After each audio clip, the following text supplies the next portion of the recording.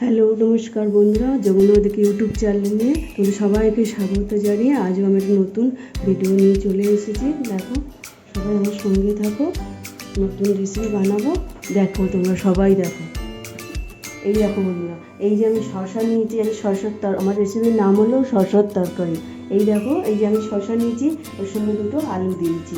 এই শসাটা আমি কেটে নিই, তোমার সঙ্গে থাকো, দেখতে থাকো, এই শসাটা কেটে নিই।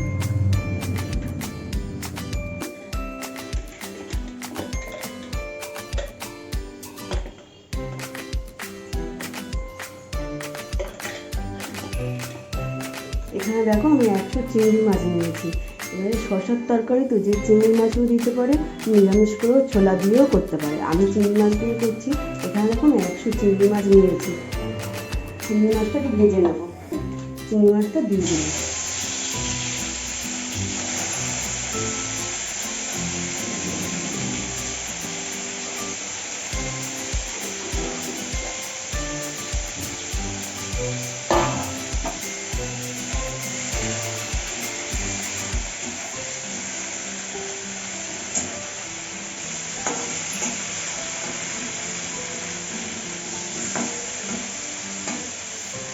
হ্যাঁ, আমার চিংড়ি মাছটা ভাজা হয়ে গেছে, তুলে নিলাম।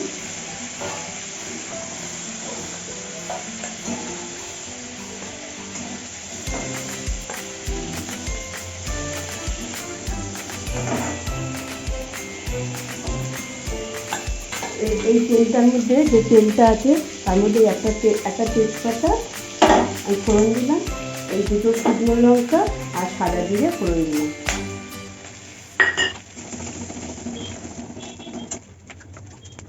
আবারও 1 চামচ তেল দিলাম।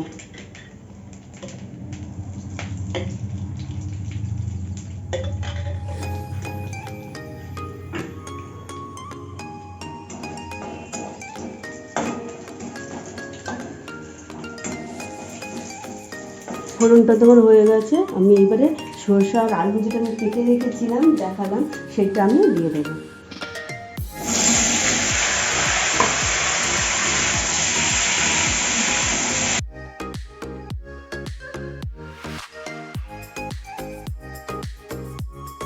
পুরো ভর্তি ভর্তি ছোটো চামচ 1 চামচে নুন দিলাম।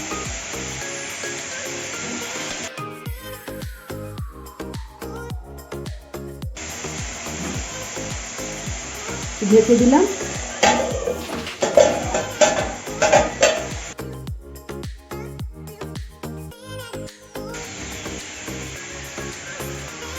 এই ছোটো চামচে 1 চামচ মতো আদা দিলাম। শসা তো খুব বেশি মশলা লাগবে না, হালকা পাতলা হবে। এই অল্প একটু হলুদ দিলাম, 1/2 চামচ হলুদ দিলাম।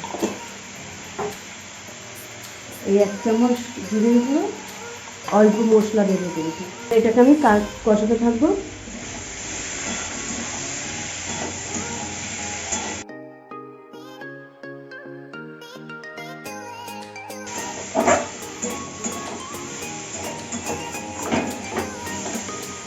ভালো করে একটু নেড়ে চেড়ে ভালো করে কষে, যাতে মশলার গন্ধটা না থাকে।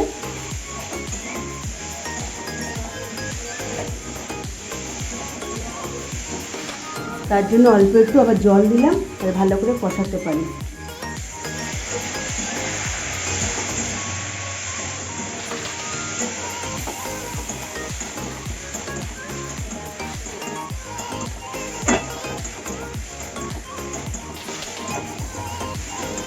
তার জন্য বলি, দেখো, দুটো কাঁচা লঙ্কা গোটা দিয়ে দিলাম, মানে ভেঙে দেবো মাঝখান থেকে। যে যেরকম ঝাল খাবে সেরকম ঝাল দেবে। এই শসার তরকারি তো বেশি ঝাল হলে ভালো লাগবে না, আর একটু হালকা হালকা রান্না হবে এটা। এবারও আমি জল দিয়ে দিলাম। এবার একেবারে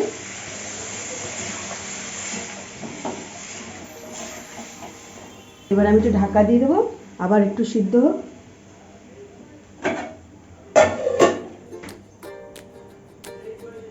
এবারে খুলে দেখি হয়েছে কি আলুটা সিদ্ধ।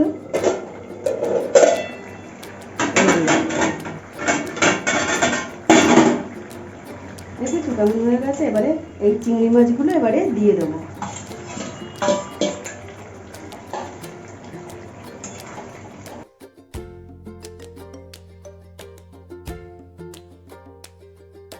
স্বাদ মতন মিষ্টি দেবো, আমি একদম অল্প মিষ্টি দেবো, কারণ চিংড়ি মাছ আছে বলে তাই। এবার তোমরা যে যেরকম মিষ্টি খাবে সেরকম মিষ্টি দেবে। এই আমি একদম হাফ চামচ চিনি দিলাম।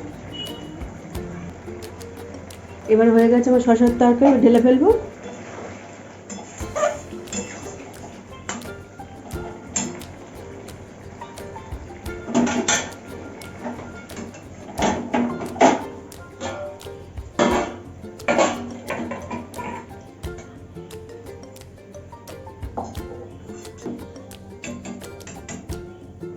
এই শসার তরকারি বন্ধুরা কিন্তু